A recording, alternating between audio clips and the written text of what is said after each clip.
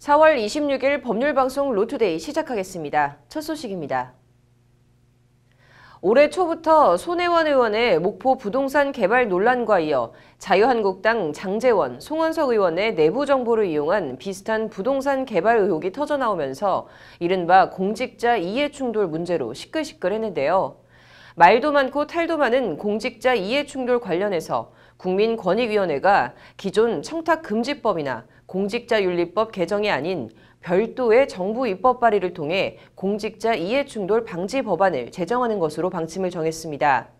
권익위는 현재 전문가 의견 수렴 과정을 거치고 있는데 올해 9월 정기국회엔 관련 법을 발의할 계획입니다.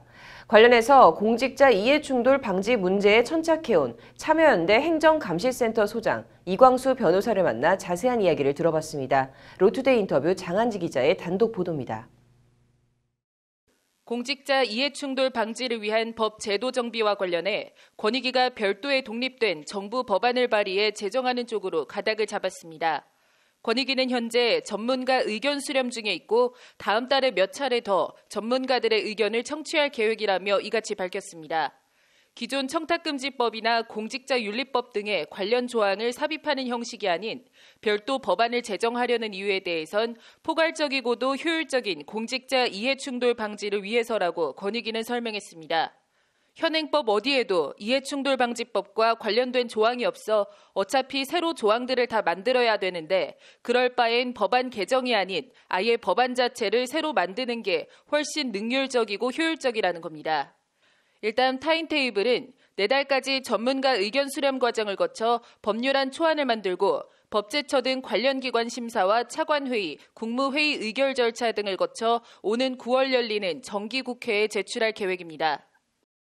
의견 수렴해서 이제 그 법안이 확정이 되고 이견이 없어야 되니까 그래서 최대한 올해 정기국회 내에 제출을 할 계획으로 좀.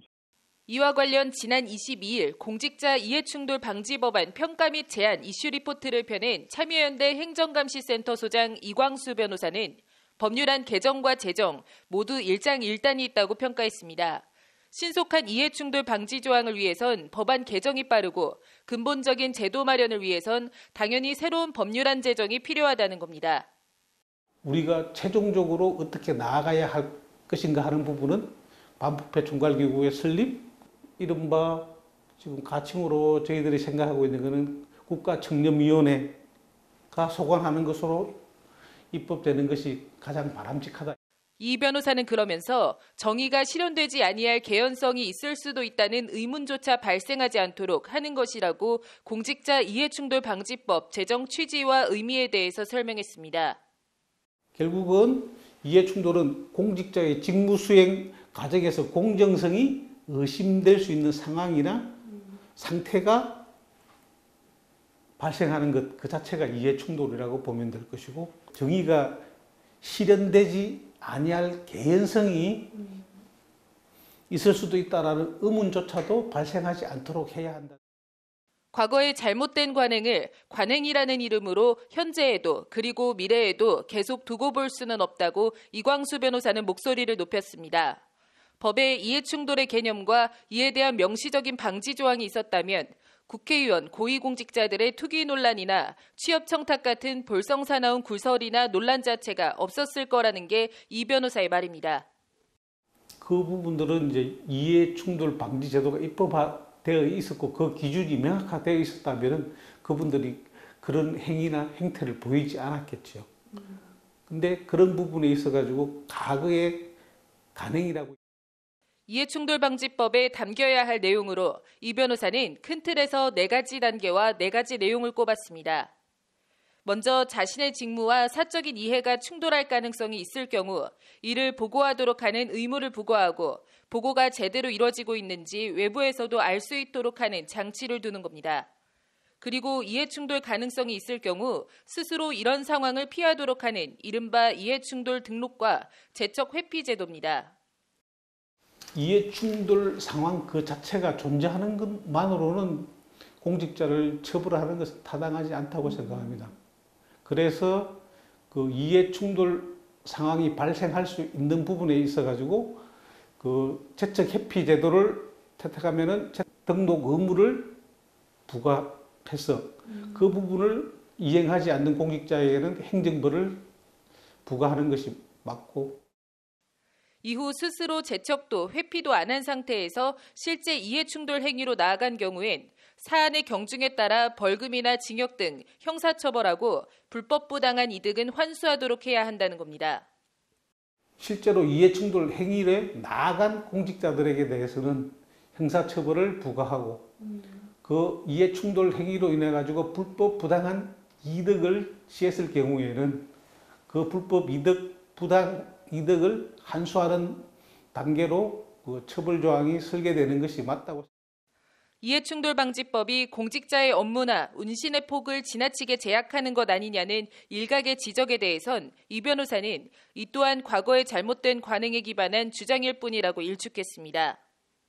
그런 비판이 있는 것은 저희들도 알고 있는데, 결국은 공직자가 법령이 허용한 범위 외의 업무를 수행하거나 재량권을 범위를 지나치게 확대해서 해석해온 과거의 관행을 탈피하지 못한 것이 이런 주장이 생겨나지 않았나. 정의는 반드시 실현돼야 하고 정의가 실현되고 있는 것처럼 보여지도록 해야 한다는 서양 법 격언을 인용하며 인터뷰를 시작한 이 변호사는 공직자 이해충돌방지법은 그 활용 점정이라는 말로 인터뷰를 마무리했습니다. 정의는 반드시 실현돼야 하고 정의가 실현되고 있는 것처럼 보여지도록 해야 한다는 서양 법원이 있습니다. 그런 점에서 보면은 이해충돌 방지법은 정의를 현실화시키는 것을 입법하는 형식이라. 법률방송 장한지입니다. 몸에서 마약은 나왔지만 난 마약하지 않았다. 가수 박유천 씨의 마약 혐의 어떻게 봐야 될까요? 윤수경 변호사의 이슈 속 법과 생활에서 얘기해 보겠습니다. 윤 변호사님 어서 오십시오. 네, 일단 박유천 씨에게서 마약 성분이 검출됐죠? 네, 지금 마약 투약 혐의를 받고 있는 가수 겸 배우 박유천 씨에 대한 국립과학수사연구원의 마약 반응 검사에서 양성 반응이 나왔습니다. 그래서 경기 남부지방경찰청 마약수사대는 지난 19일 국가수로부터 박 씨의 채모에서 필로폰이 검출됐다는 통보를 받았는데요.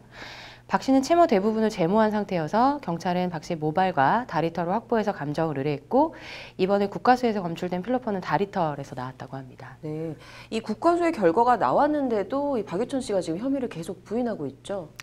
네, 이제 박유천 씨는 지난 2월에서 3월 사이에 필로폰 1.5g을 구매하고 이 가운데 일부를 남양유업 창업주의 외손녀인 황하나 씨와 5차례 걸쳐 투약한 혐의를 받고 있습니다.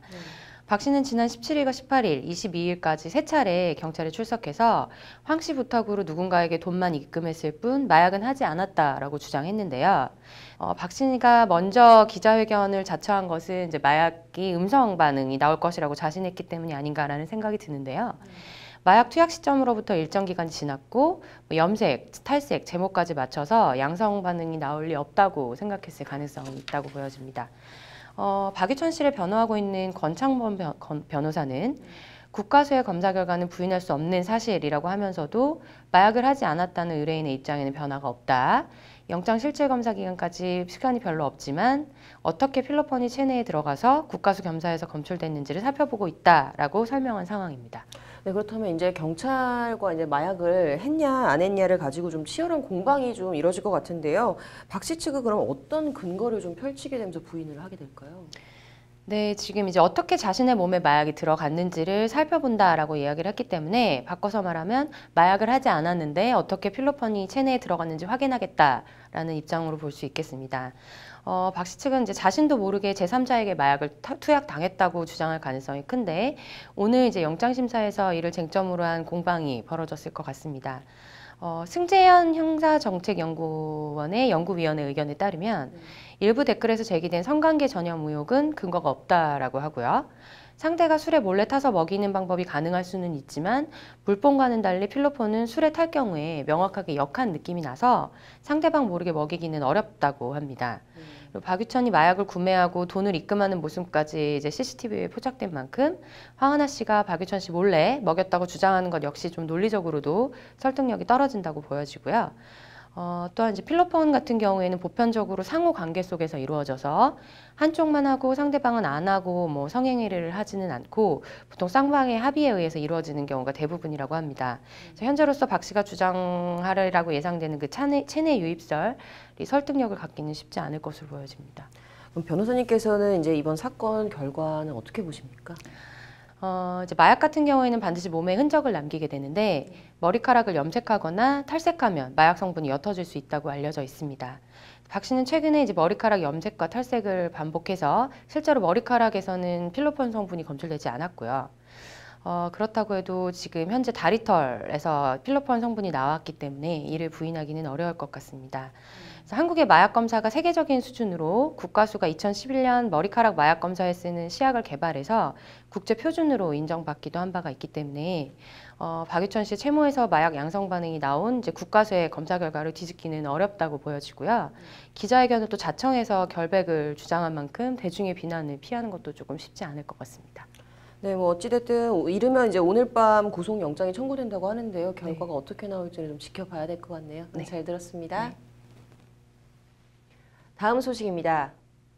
법률방송 기자들의 시선으로 바라본 세상, 취재 파일 오늘은 공수처 설치 법안 등 패스트트랙 처리를 둘러싼 극단적인 대립, 만인 대 만인의 투쟁, 동물국회 얘기해보겠습니다. 패스트트랙 처리를 두고 이를 저지하려는 자유한국당과 처리하려는 여야 사당은 말 그대로 어제와 오늘 이틀 사이 극한 대립을 벌이고 있습니다. 국회 법안 처리의 시작이라고 할 수 있는 국회 본청 701호 의안과와 사개특위 정개특위 회의실은 자유한국당에 의해 점거 봉쇄당했고 이를 뚫고 들어가 의안을 접수하고 패스트트랙을 처리하려는 여야 사당은 죽기 살기, 사생결단식 몸싸움을 벌였습니다. 이 과정에 온갖 블랙 코미디 같은 일들도 벌어지고 있습니다. 자유한국당의 의안과 봉쇄로 공수처 설치 법안을 접수하지 못한 여야 사당은 어제 의안과에 팩스로 법률안을 접수했습니다. 허를 찔린 자유한국당은 검경수사권 조정안이 담긴 형소법 개정안도 팩스로 들어오자 이를 훼손했고 급기야 팩스를 파손하기까지 했습니다. 이에 더불어민주당은 국회 사무관리 규정에 따라 이메일로 의안과에 검경수사권 조정안을 냈습니다. 그러자 이번엔 자유한국당에서 의안과 직원들의 컴퓨터 사용을 봉쇄하고 나섰습니다.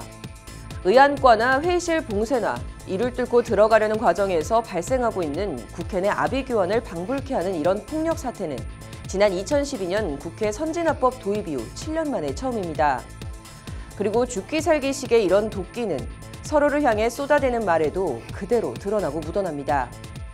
오늘 오전 의안과 앞에서 패스트트랙 저지 결의대회를 연 나경원 자유한국당 원내대표는 어디서 이른바 빠루를 들고 나와 그들로부터 저희가 뺏은 것이라며 폭력 사태 책임을 다른 당에 돌렸습니다. 우리는 어제 자유민주주의를 지키기 위한 저항을 온몸으로 했다. 의회 쿠데타다. 좌파 독재 장기 집권 플랜을 저지하고 모든 수단을 통해 온몸으로 저항하겠다고 자뭇 결연하게 목소리를 높였습니다. 민주당과 정의당, 민주평화당 등 다른 당은 자유한국당 행보에 가당치도 않다는 반응입니다. 독재자의 본령이자 후예들이 독재 타도를 외치고 헌법을 유린한 자들이 헌법 수호를 외치는 기막힌 상황이 벌어졌다. 오늘부터 자유한국당을 자해 공갈당이라 선언한다는 것이 윤소아 정의당 원내대표의 일갈입니다. 이해찬 민주당 대표는 국회 역사상 씻을 수 없는 오점을 남겼다. 그런 범법 행위를 한 사람에 대해 반드시 위법 처리를 해야 한다며 국회 선진화법 위반에 대한 법적 책임을 물을 것임을 분명히 했습니다. 국회법 제166조 1항 국회회의 방해죄 조항은 폭행, 퇴거불응, 재물손괴의 폭력행위로 의원의 회의장 출입 또는 공무집행을 방해한 사람은 최대 징역 5년까지 처하도록 하고 있습니다. 처벌 여부를 떠나 국회 선진화법은 당시 야당이던 새누리당이 당시 집권 여당의 예산안 날치기 처리에 반발해 시작된 법안입니다. 당시 홍정욱 의원이 다수당의 날치기와 이로 인한 몸싸움이 되풀이되는 구태를 막기 위해 기초를 잡은 법안입니다. 박근혜 당시 새누리당 비상대책위원장도 2012년 4월 총선 공약 실천본부 출범식에서 국회 선진화법은 총선 전에 여야가 합의했고 국민께도 약속했다며 반드시 통과시켜야 한다고 강조했던 법안입니다. 누가 법안을 발의했고 주도했고를 떠나 패스트트랙은 최장 330일의 시간을 두고 법안을 논의해보고 그래도 합의가 안 되면 그러면 본회의에서 포결로 처리하자는 취지의 법안입니다. 패스트트랙은 법안 처리의 끝이 아니라 시작일 뿐입니다. 그걸 자유한국당이 마치 패스트트랙 자체가 날치기인 것 마냥 극단적으로 저항하고 나서는 게 쉽게 이해되진 않습니다. 자유한국당이 패스트트랙 도입 배경과 취지를 모르는 건지 모르는 척 하고 있는 건지 궁금합니다. 요즘 영화 어벤져스 엔드게임이 엄청난 인기라고 하는데 국회 패스트트랙 사단도 종국에는 평화롭게 해피엔딩으로 끝나길 기대해봅니다. 그런데 왠지 그런 평화로운 해결은 난망하다는 생각이 드는 건 왜일까요? 동물국회 아니면 식물국회, 그 중간은 없는 걸까요? 법률방송 취재 파일이었습니다. 이어서 법조계 소식 전해드리겠습니다. 경찰청 사이버안전국은 오늘부터 10월 25일까지 6개월간 불법 음란물 유통사범 집중단속을 추진한다고 밝혔습니다. 법무부가 오늘부터 다음 달 6일까지 골든위크 기간을 맞아 외국인 관광객을 가장한 우범 외국인의 입국을 원천적으로 차단할 수 있도록 탑승자 사전 확인 제도 등을 강화해 시행할 예정입니다. 캄보디아 르카웃 법무부 차관 일행이 오늘 법률구조공단을 방문해 업무 협조 방안 등을 논의했습니다. 대법원이 불을 질러 세 자녀를 숨지게 한 현주 건조물 방아치사 혐의로 구속 기소된 정모 씨의 상고심에서 징역 20년을 선고한 원심 판결을 확정했다고 오늘 밝혔습니다. 4월 26일 법률방송 로투데이 여기서 마치겠습니다. 시청해주신 여러분 고맙습니다.